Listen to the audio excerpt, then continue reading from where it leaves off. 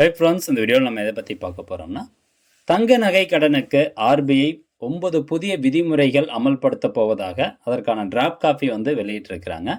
அந்த 9 புதிய விதிமுறைகள் என்ன சொல்லுது அப்படிங்கிற தகவல் தான் இந்த வீடியோவில் பார்க்க போகிறோம். ஸோ எல்லாரும் கண்டிப்பாக தெரிஞ்சுக்கணும். யாரெல்லாம் வந்து தங்க நகை கடன் அடமானம் வைக்க போகிறோம் அப்படிங்கிற, அதை வச்சு லோன் வாங்க போகிறோம் அப்படிங்கிற எண்ணம் இருந்தால் கண்டிப்பாக இந்த தகவல் நீங்கள் தெரிஞ்சுக்கோங்க. ஸோ முதல் விதிமுறை என்ன சொல்லுது அப்படின்னு பார்க்கலாம். அதாவது எல்டிவி வேல்யூ அப்படின்னு சொல்லுவாங்க. அதாவது லோன் டு வேல்யூ ரேஷியோவில் ஒரு சில மாற்றங்கள் வரப்போகிறதா சொல்லியிருக்காங்க. அது என்னங்க எல்டிவி ரேஷியோ அப்படின்னா, இப்போது நீங்கள் ஒரு 10 கிராம் நகையை கொண்டு போய் அடமானம் வைக்க போகிறீங்க. ஸோ அவங்க எல்லாமே கால்குலேஷன் பண்ணி பார்த்துட்டு ஒரு 1 லட்ச ரூபா உங்களுக்கு கடன் கொடுக்கலான்னு சொல்கிறாங்கன்னு வச்சுக்கலாம். உதாரணத்துக்கு தான் சொல்கிறேன். இப்போ அந்த எல்டிவி ரேஷியோ 75% இருந்தது அப்படின்னா, பேங்க் தரப்புல இருந்து அதிகபட்சமாக மேக்சிமம் உங்களுக்கு கடன் எவ்வளோ கொடுப்பாங்கன்னா, அந்த 1 லட்ச ரூபாயில் 75% அப்படிங்கும்போது 75,000 ரூபா தான் அதிகபட்சமாக கடன் கொடுப்பாங்க. ஸோ இதுதான் வந்து எல்டிவி ரேஷியோ. அப்போது இந்த எல்டிவி ரேஷியோ ப்ளஸ் அந்த கோல்டு ரேட் வந்து எப்படி கால்குலேட் பண்ணுறாங்க? ஸோ நம்மளுக்கு வந்து 10 கிராம் கோல்டுக்கு இவ்வளோ தொகை நம்ம கடன் கொடுக்கலாம் அப்படிங்கிறத எதை வச்சு கால்குலேட் பண்ணுவாங்கன்னா, கடைசி 30 நாளாக தங்கம் 1 கிராம் எவ்வளோ விலை இருந்துச்சு, அந்த 30 நாளுக்கான ஆவரேஜ் வேல்யூ எடுப்பாங்க. ஸோ அதை வச்சு தான் இத்தனை கிராம் தங்கத்துக்கு இவ்வளோ தொகை வந்து நிர்ணயம் பண்ணுவாங்க. அந்த தொகையில் எல்டிவி ரேஷியோ என்ன சொல்லுது அதை பொறுத்து நம்மளுக்கு கடன் தொகை கொடுப்பாங்க. ஸோ இந்த எல்டிவி ரேஷியோ தற்போது 75% நடைமுறையில் இருக்குது. இதில் ஒரு சில மாற்றங்கள் வரும் அப்படின்னு சொல்லப்படுது. குறிப்பாக புல்லட் ரீபேமெண்ட் லோனில் இந்த 75% எல்டிவி ரேஷியோ அப்படிங்கிறது இன்னும் குறைய வாய்ப்பு இருக்குது அப்படின்னு சொல்கிறாங்க. இந்த புல்லட் ரீபேமெண்ட் லோன் அப்படின்னா என்னன்னு நம்ம தெரிஞ்சுக்கணும்.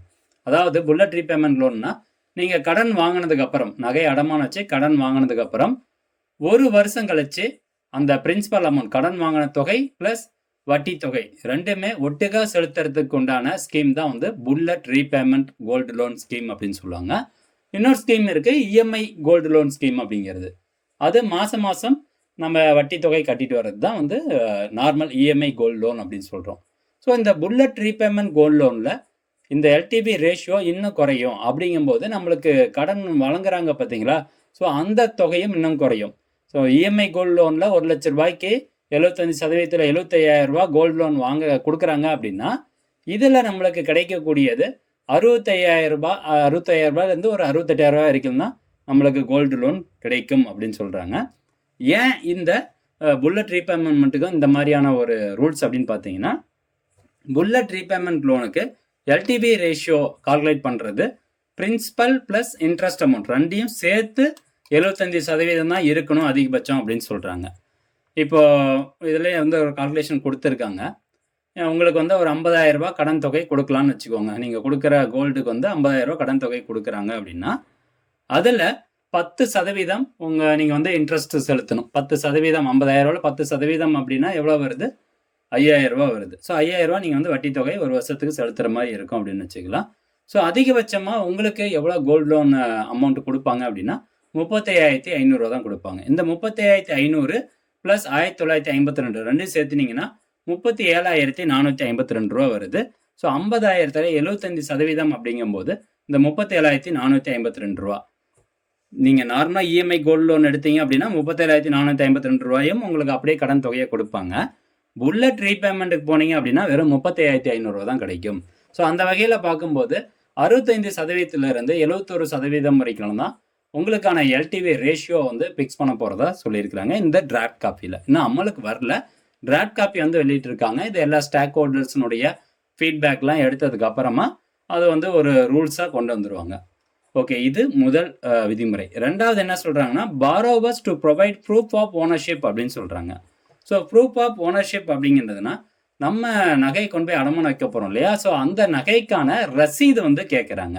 இன்கேஸ் வந்து மேரேஜில் நம்மளுக்கு கிஃப்டாக கோல்டு வந்திருக்கு, அதை கொண்டு போய் நீங்கள் அடமானம் வைக்க போகிறீங்கன்னா அந்த சமயத்தில் சூட்டபிள் டாக்குமெண்ட் வேணும் அப்படின்னு சொல்கிறாங்க. அதாவது டிக்ளரேஷன் ஃப்ரம் த பாரோவர், கடன் வாங்குபவர்கள் அந்த டிக்ளரேஷன் காப்பி ஒன்று இருக்குது, செல்ஃப் டிக்ளரேஷன் காப்பி, அதில் வந்து நீங்கள் கையெழுத்து போட்டு கொடுக்கணும், இந்த நகை என்னோடது தான் அப்படிங்கிறதுக்கான ஒரு ஓனர்ஷிப் ப்ரூஃப் வந்து நீங்கள் கொடுக்கணும் அப்படிங்கிறது ரெண்டாவது ரூல்ஸ். மூணாவதாக பார்த்தீங்கன்னா, borrowers to get gold purity certificate from banks. So இந்த விதிமுறை புதுசாக கொண்டு வராங்க. இப்போ நம்ம கோல்டு கொண்டு போய் அடமானம் வைக்கிறோம் அப்படின்னா, அந்த கோல்டு 22 கேரட்டா, 24 கேரட்டா, 18 கேரட்டா அப்படிங்கிறதுக்கான பியூரிட்டி சர்டிஃபிகேட் வந்து பேங்க் தரப்புல இருந்து வாங்கணும் அப்படின்னு சொல்றாங்க. அப்போ இந்த பியூரிட்டி சர்டிஃபிகேட் நம்ம வாங்கணும் அப்படின்னா, கண்டிப்பா பேங்க் அதுக்கான அப்ரைசர் சார்ஜஸ் வந்து போடுவாங்க. ஸோ அப்படிங்கும்போது நம்மளுக்கு கிடைக்கக்கூடிய அந்த கடன் தொகை இன்னமும் குறையறதுக்கான வாய்ப்பு இருக்கு. ஸோ இந்த கோல்டு பியூரிட்டி சர்டிஃபிகேட் அப்படிங்கிறது புதுசா கொண்டு வர போறதா சொல்லியிருக்காங்க. அதே மாதிரி gold loan available only against eligible forms of gold அப்படின்னு சொல்றாங்க. இப்போ கோல்டு லோன் வந்து நார்மலா 22 கேரட் கோல்டு இல்லைனா 24 கேரட் கோல்டுக்கு தான் வந்து கோல்டு லோன் கொடுப்பாங்க. இப்போ நீங்கள் 18 கேரட் கோல்டு கொண்டு போய் கொடுத்து எனக்கு கடன் தொகை வேணும் அப்படின்னா அந்த 18 கேரட்டை வந்து அப்படியே 22 கேரட்டுக்கான அமௌண்ட்டாக கன்வெர்ட் பண்ணுவாங்க. அது எப்படி அப்படிங்கிறத அடுத்த ஒரு பாயிண்டில் சொல்லியிருப்பாங்க, அதை பார்க்கலாம். அதே மாதிரி பார்த்தீங்கன்னா loans can be taken against silver.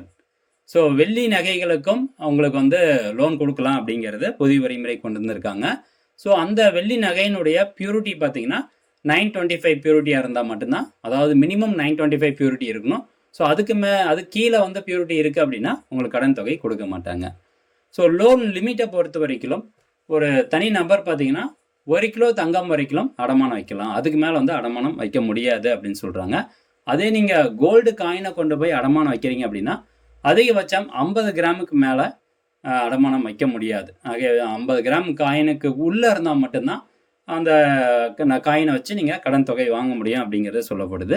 அடுத்த பாயிண்ட் பாருங்கள், calculation of gold value for loan amount. இப்போ உங்ககிட்ட இருக்கக்கூடிய தங்க நகையினுடைய பியூரிட்டி 18 கேரட் அப்படின்னா அது 22 கேரட்டுக்கான வேல்யூ கூட கம்பேர் பண்ணுவாங்க. ஸோ ஒரு சிம்பிள் எக்ஸாம்பிள் கீழே கொடுத்துருக்குறாங்க, கால்குலேஷன் பர்பஸ் ஈஸியாக புரியணும் அப்படிங்கிறதுக்காக.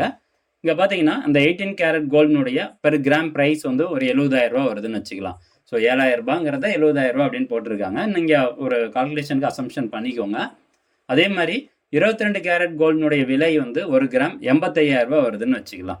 ஸோ அப்போது 18 கேரட் கோல்டு வந்து நீங்கள் 10 கிராம் அடமானம் வச்சிங்கன்னா உங்களுக்கு எவ்வளோ கிடைக்கும்னா 7 லட்ச ரூபா வந்து கிடைக்கும்.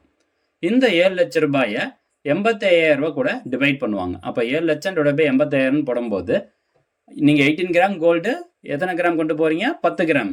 ஆனால் அதை 22 கேரட்டுக்காக கன்வெர்ட் பண்ணும்போது 8.2352 கிராம் மட்டும்தான். அதை பேஸ் பண்ணி தான் உங்களுக்கான கடன் தொகை வழங்கப்படும் அப்படிங்கிறத சொல்கிறாங்க.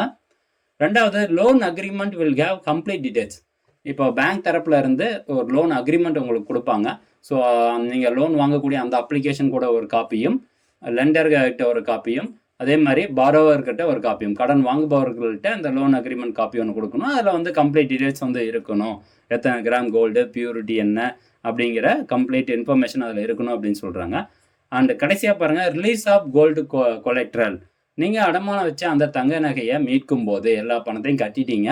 அந்த தங்க நகையை வந்து பேங்க் தரப்புல இருந்து எந்த டேட்டில் நீங்கள் எல்லா அமௌண்ட்டு கட்டினீங்களோ அதிலிருந்து 7 நாட்களுக்குள்ளார பாரோவருக்கு அந்த கோல்டை கொடுத்துடணும் அப்படின்னு சொல்கிறாங்க. கடன் வாங்கியவர்களுக்கு பேங்க் தரப்புலேருந்து அந்த கோல்டை வந்து கொடுத்துடணும். இன்கேஸ் 7 நாள் மேலே ஆயிடுச்சு அப்படின்னா ஒவ்வொரு நாளுக்கும் 5,000 ரூபாய் வீதம் ஃபைன் பார்த்தீங்கன்னா அந்த கடன் வாங்குபவர்களுக்கு கொடுக்கணும், பொதுமக்களுக்கு நீங்கள் வந்து கொடுக்கணும் அப்படிங்கிறது தான் இந்த ரூல்ஸ். இந்த 9 வகையான ரூல்ஸ்க்கான டிராஃப்ட் காப்பி வெளியிட்டிருக்காங்க.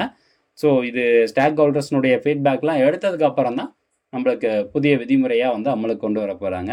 ஸோ ஃப்ரெண்ட்ஸ், இதான் இன்ஃபர்மேஷன். இந்த தகவல் முடிஞ்சால் நிறைய பேர் ஷேர் பண்ணுங்கள். மீண்டும் அடுத்த ஒரு நல்ல பதிவில் சந்திக்கலாம். நன்றி, வணக்கம்.